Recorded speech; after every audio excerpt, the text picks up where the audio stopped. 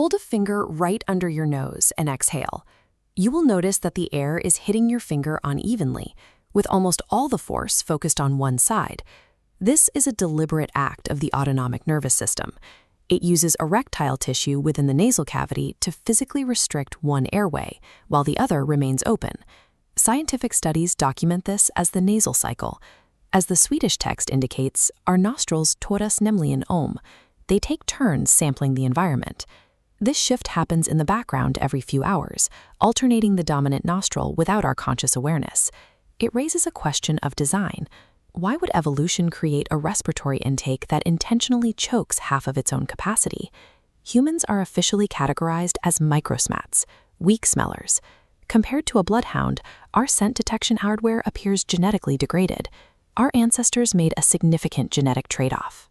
As we move toward an upright posture, we lost the function of hundreds of olfactory genes in favor of tri-chromatic color vision. If our genetic code suggests our sense of smell is broken, it's unclear why our anatomy maintains this complex, energy-intensive nasal cycle. The answer lies in the cavity itself.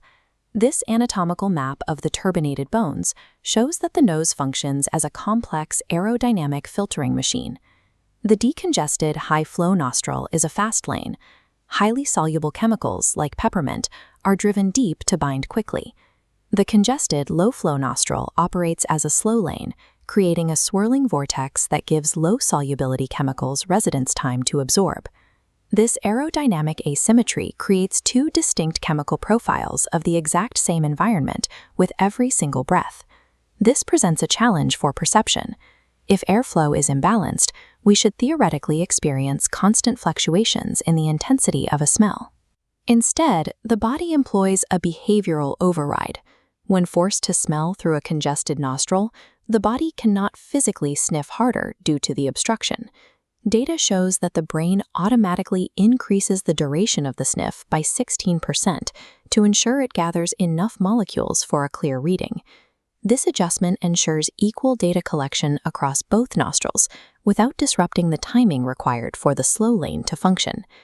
These two nostrils don't mix their signals. They send separate, isolated data streams directly into the brain. The left nostril feeds the left hemisphere, which focuses on linguistic identification and the categorization of familiar scents.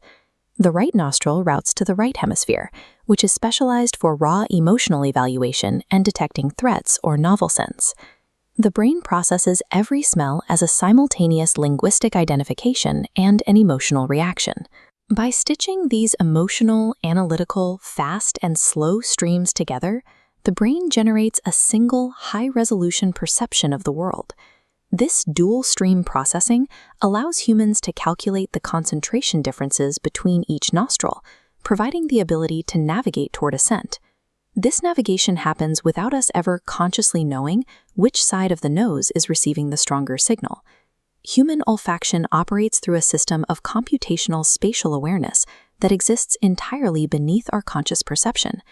This biology has significant medical stakes. If a surgeon alters a septum without respecting this aerodynamic balance, they can destroy the brain's ability to process these stereo signals. Modern rhinologists now use computational fluid dynamics to map this airflow, predicting how surgical changes will impact the delicate timing of the nasal cycle. The biological evidence refutes the human microsmat label. Our evolution traded a sheer volume of genetic receptors for this system of aerodynamic sorting and neural processing.